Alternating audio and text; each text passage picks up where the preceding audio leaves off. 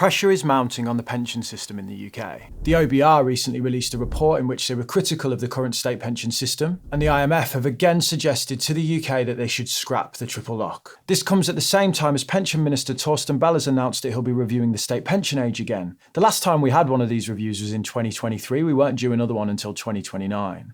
But they also are reviving the Pension Commission. The last time this was in action, they were basically the driving force behind auto-enrolment being introduced. Torsten says it's time to finish the job. The problem with politicians, though, is their job is often just to win votes. And the UK pension system needs reform that won't be popular with many people.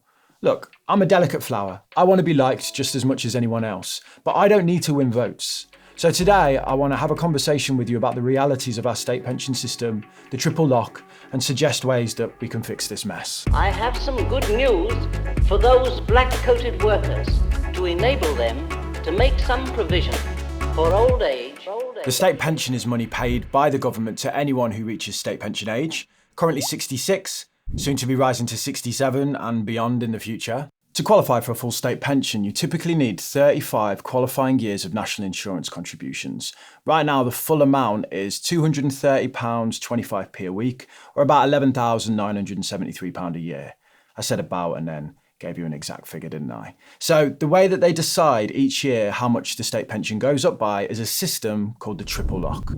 So it guarantees the state pension increases each year by whichever of these three measures is the highest. So these three things are inflation, measured by the Consumer Price Index, and in the year 2023-2024, state pension rose by 10.1% due to that inflation effect. Average wage growth is the next thing. They use data from the Average Weekly Earnings Index, where the ONS surveys around 9,000 businesses to work out the on-average wage increases. In 2024, pensions rose by 8.5% based on wage growth alone. And the final one is a flat 2.5%. If both inflation and wage growth fall below this figure, pensions still go up by 2.5%. And since the introduction, this minimum increase has happened 4 times. The triple lock was introduced in 2012 by these guys, mostly this guy here, Nick Clegg. But it's a relatively new addition to the state pension piece. It's interesting to go back and look at how much the OBR thought state pension, the triple lock, would cost us when it was introduced back in 2012. They've put together this table that we can take a look at.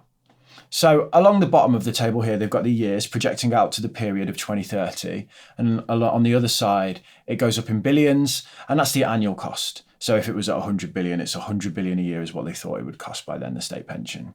The blue line here is the baseline rating, if you will. So that's if state pension just went up by earnings each year, average earnings. So if average earnings go up by 2% in a single year, well, state pension would track that. The yellow is the OBR's initial expectation. So they thought that by uprating state pension by the triple lock would cost about an extra £500 million a year versus just doing it on earnings. Now the green line is what's actually happened. And what's actually happened is the cost of the triple lock is 3 times higher than the OBR originally forecasted. And I guess the question then is, what happens if we keep going like this? So in order to answer that question, it's really helpful for us to think about state pension, not in terms of the total bill, not, it costs 140 billion a year, but as a percentage of GDP. So why? Let me give you a crude example. It's not perfect, but let's say in year 1, you spend 10% of your household budget on food shopping. And by year 10, that's gone up to 30%. What that tells you is food has become a bigger part of your overall spending pie, and it probably hints at the fact that other areas of expenditure you've had to cut back on to accommodate for that rise. So here is the chart. The OBR actually puts forward a few different charts looking at this, looking at different factors that could influence how expensive state pension is. So for example, if inflation is really high over the period, that's going to push it up because of the triple lock. This one though looks at life expectancy. I think it's an interesting one to look at because, how long we all live for dictates how expensive state pension will be. Along the bottom is the forecast period going all the way out to 2075 roughly. And then along the other side here, we have the percentage of GDP. I want to focus on the central projection here, which is the projection that the OBR would say is their forecast. I do want to remind you, though, that this is the same organisation that, a few years ago said it would only cost this much and it came out 3 times more expensive. So maybe you want to look at the higher one, but we'll give them the benefit of the doubt today. Currently, today, state pension costs around 5% of GDP. 5% of GDP is roughly £140 billion per year. By the end of the forecast period, it looks to me like state pension, they think, is going to hit at around 7.7% of GDP in total. It then drops down towards the end of the period, and that will be because of the impact of rising the state pension age. But 7.7%, that's a 2.7% increase as a percentage of GDP over the period. They think that state pension is going to become a bigger slice of the overall pie over this period. A 2.7% increase might sound small, but if we adjust this for today's figures, that would be like the state pension going from 140 billion a year to 219 billion a year. Almost an extra 80 billion pounds every single year. This is at a time there are massive spending pressures in the UK economy. The NHS, commitments for defence, net zero. We also have an ageing population as well, which is piling on pressure. So the triple lock, the state pension in its current format, is not sustainable long term. But I do just want to stress, I mean long term. There was a series of headlines recently claiming that the state pension will go bankrupt in 2036, like this one from the Times. It's a really scary headline for people to read, especially the 13% of pensioners who rely on state pension as their only source of income. They're going to see that and understandably crap themselves. The research they're referencing is from the Adam Smith Institute, which claims that state pension will be insolvent by 2036. Insolvency means you don't have enough money to cover your liabilities. Bankruptcy is the legal process triggered by courts to deal with insolvency. There is a difference there. The Adam Smith Institute really uses insolvency quite loosely here. They mean by 2036 that national insurance contributions won't fully cover state pension costs. But let's be real clear here, that does not mean that the state pension will collapse in 2036. The government would be able to fund it through other taxes if required. Headlines like this just feed into the widespread confusion and misconception and, frankly, panic around state pension. For example, in the comment section of the Adam Smith Institute article, this person believes that they have a personal state pension pot invested for them over decades. That's just not correct. National insurance contributions pay for today's pensions.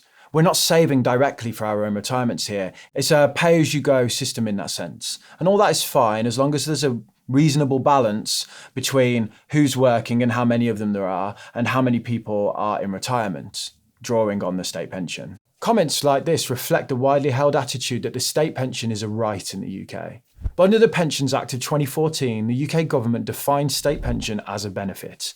This gives them the right to decide who does and doesn't get it. But the reality is, for many, state pension remains an essential part of their finances that they couldn't live without. And for millions of Brits, it's all of their finances. According to Independent Age, 1 in 8 pensioners currently rely on state pension as their only source of income. These people can't just go out and earn more money. Any restrictions to the state pension and how generous it is will be a direct restriction on their quality of life. Millions of pensioners this is. And it isn't just lower income groups either. Across the wealth distribution, the state pension is really an important part of the total retirement pot. Of course, the lower the income, the higher the proportion it is. But the richest decile here, which is a really broad range, I just want to point that out, there'll be billionaires in here, but this is the top 10%. Even for this group, on average, state pension makes up about 20% of their weekly income. If I just rip 20% of your income off you, most of us are going to miss that amount of money in our lives. And if we project this forwards, almost half of all working age adults are not putting any money into a private pension at all at the minute. With low earners and the self-employed, the least likely to save into pensions. So I think everyone just needs to acknowledge that the state pension is likely going to continue to be an important part of the retirement makeup for millions of Brits. This all does sound pretty bleak, doesn't it? But I actually think there's so much opportunity in this scheme and the way the UK pension system is set up. We have a really strong foundation, an incredible system or place to start from. And what we need to do to start with is to agree what that system is. Just before we get into that, let me tell you about today's video sponsor. Just like with the triple lock, we can often fail to predict how much things are really going to cost. One area of my life where that applies is subscriptions for this business, this YouTube channel. It blows my mind how often I go on my app for my banking and see a random annual subscription that I completely forgot about, haven't used it for 11 months. I always wish there was just one place, one partner that I could go to for all of my apps. And that's where today's video sponsor Odoo comes in. If you're building a business in the UK, you should definitely check them out. Odoo is an all-in-one bit of software that combines over 45 business apps like document signing, invoice, CRM, e-commerce, project management, website building, and lots more. So if you don't use Odoo, you would need to go and sign up to all of those different things individually. But with Odoo, it's all under one roof, and the main thing is that they all communicate with each other. Let's say you're running your online business with Odoo, and then someone places an order. An invoice will automatically be generated, stock levels all updated, and those invoices feed straight into the accounting software as well. You can have one of their apps right now for completely free if you want to try it out, or you can get all of them for about 20 quid a month. It's great value. So what I've done is I've left a link in the description and in the pinned comment if you want to check it out. Now let's get back to the video. Often, some of the criticism I see for the UK state pension is that it's a really costly system, but it's really insufficient in terms of replacing people's incomes. Comparing it to our international peers, the UK state pension does look small, but that's because it isn't designed to be a full retirement solution. So countries like Spain offer really high state pensions. Around 80% of retirement income comes from the state pension. But workers and employers pay much higher mandatory contributions into those schemes. The UK's issue isn't generosity, it's confusion. There's no clear consensus about what our pension system aims to deliver long term, which leaves younger people worried that they'll get nothing. And it leaves older cohorts who are drawing off it at the minute unfairly criticised. Clarifying exactly what the state pension should provide would significantly help everyone plan better. Because currently, the triple lock is a policy without purpose, poorly thought out, and with no real goal in mind. Well, one goal: it was designed to win votes. Hopefully we can get off this escalator of the triple lock before it becomes silly, frankly. The IFS have put forward a suggestion around how we get off that escalator, using a 4-point proposal. We're going to focus on point 1, but just notice how they're against means testing, and while they do support increasing the age of state pension, they only think this should be done in line with longevity. Don't increase it unless life expectancy actually goes up. So the main idea is that the government should state what level of average earnings the state pension should replace in retirement, and then track increases to that amount.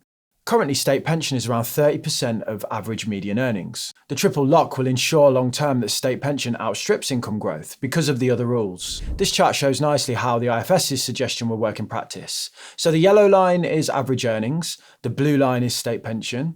They're linked, and as average earnings go up, so does the state pension. But in times where average earnings fall, state pension doesn't, so pensioners are protected, but their state pension also doesn't rise up like it would currently under the triple lock. It holds flat until average earnings catch back up again, and then off we go.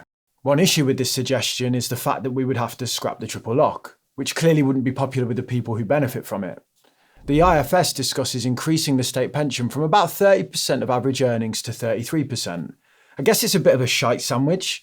We're getting rid of the triple lock, but don't worry, we're going to give you an increase in your state pension today to combat this. This move of 3% would cost around 15 billion a year by 2050, but that would still be a saving of around 5.65 billion versus the triple lock, and most importantly, it gets us off that escalator. The obvious hole in this scheme is, what about declining working populations? How are we going to fix that problem?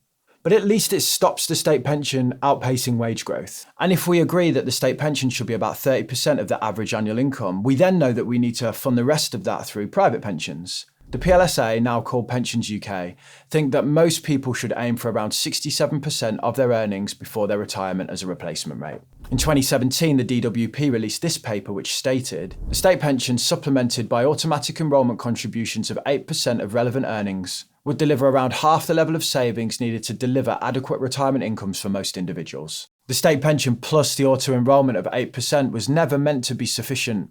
It was only intended as a starting point, really.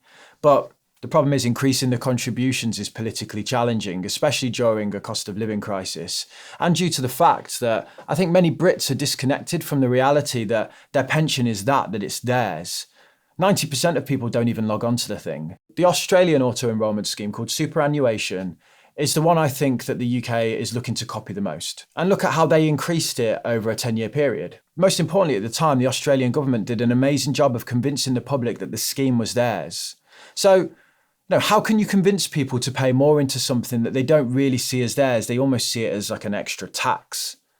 Other ways of getting more contributions into the schemes. We should try and increase the amount of businesses that offer salary sacrifice schemes at work, because in those schemes they offer NI savings to workers and employers so people can get their contributions up without a massive cost to the business or to themselves. Speaking of costs, we should also look at the fees on these auto-enrollment schemes, because if we can reduce the fees, we'll increase returns, and long term that will mean there's more money in the pots, putting less pressure on the requirements for state pension to pick up that shortfall. We should increase or just get rid of the qualifying earnings bands. So this is a limit range of £6,240 up to £50,270 that many people don't realise that when your pension contributions, the 8% auto-enrolment, are calculated, they can be based on just the income that falls inside of this band. That means people that are lower earners and middle earners can be at the most risk of undersaving because they don't realise that they think they're paying in 8%, but they're actually not, because it's only on qualifying earnings.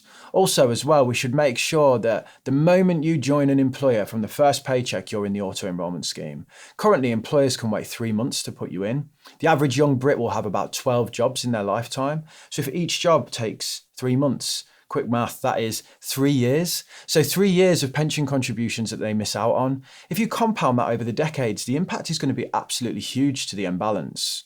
Finally, we should stop relief at source arrangements that mean millions of Brits a year don't realise that they should be claiming back higher rate tax relief on their pension.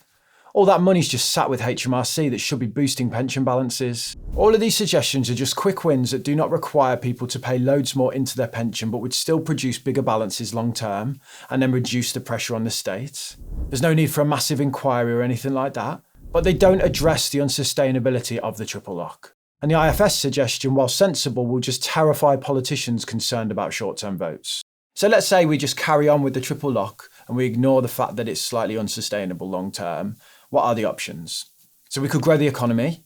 If the overall size of GDP increases, well, then we can increase the amount spent on state pension. But growth has been elusive for the UK for some time now, and I think banking on it is a bit risky. We could continue to crank the age at which people get their state pension. The state pension age has gone up a fair bit in recent years, especially for women. Further increases in line with life expectancy are likely on the cards. If you move up the age, you reduce the pressure on the system, and you can see that in the dips in this chart here. There's a really good case or argument to be put forward that the state pension should increase in line with life expectancy, because the schemes were never designed to pay out for 30 to 40 years. But by doing this, you punish those who are the poorest in society or the ones with the shortest life expectancies, because they tend to die sooner. Another option is means testing. This idea of saying to people, you got too rich so you don't need a state pension. My personal view is that everyone who has ever lived, worked and paid into the UK system for long enough should be entitled to a full state pension as part of the so-called social contract, and to just reduce resentment between groups. Not to mention the fact that it kind of warps incentives around saving, doesn't it? Some people might think, well, if I don't save, I'll get a state pension.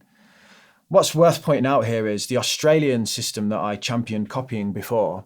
They have a means-tested component to their state pension, but their auto-enrolment payments are much higher than ours, and they are 20 years ahead of us on this auto-enrolment journey. We could taper the means testing so that it's not like a cliff edge, and we would probably need to do it over a very long period of time to introduce it, to give people enough time to plan accordingly for the changes. And it all comes back again to this point around, what do we want our state pension to be, and how do we want our pension system as a whole to function? You either have a big state pension, or you have a big private scheme, or you have a mix of both. We're sat here saying that we want a mix of both. So, any contributions or any changes to the state pension makeup, if we say it's going to be means tested, need to be met on the other side by higher contributions into the private point. Because one thing about being rich is, there are lots of people that are born into wealth, right? And I get that. But there are a lot of people that don't know that they're going to end up rich. And they might not be rich until they're 50 or wealthy. Rich is a weird word, right? And they get to 50 and they go, hold on, I thought I was going to get state pension and now you've moved the goalpost for me. If you don't like that idea, well, then there's always immigration. Research from Oxford University suggests that without large net migration, the UK's population would be in decline. This would make the state pension situation even worse because there are fewer workers to pay taxes supporting an ageing population. Because as you can see here, the amount of people coming up through the bottom of the system is significantly lower than those approaching the top. Declining birth rates are an issue across Western economies.